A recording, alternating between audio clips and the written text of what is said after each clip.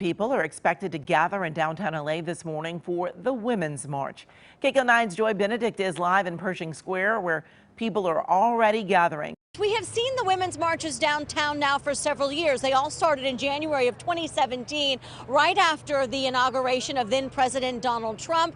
And each one of them sort of has a different theme. The theme of this particular women's march taking place today is, in fact, reproductive rights, of course, in advance of the Supreme Court convening this week. And, of course, after that decision that they made not too long ago.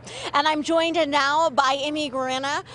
You are the organizer of the Women's Rights Marches. And I guess tell me why this one, why today, why this theme?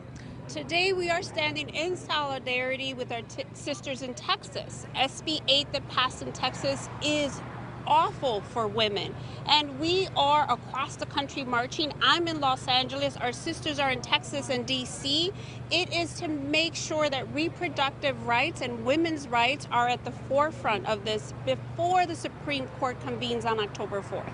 And I know this is usually a march that you guys do typically in January, but you said no way, we need one now. We were called to duty really by our Texas sisters, and we said, of course, we are going to all take to the streets across the country. Why is this issue so important to you personally?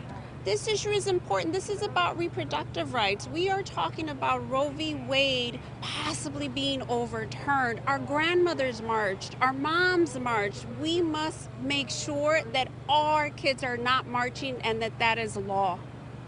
And how does that happen? What needs to happen to make this a law? We need to codify Roe v. Wade. It now has gone into Congress. It needs to be in the Senate. But more than anything, we must get the Supreme Court to make sure and say this is law. No governor can strike this.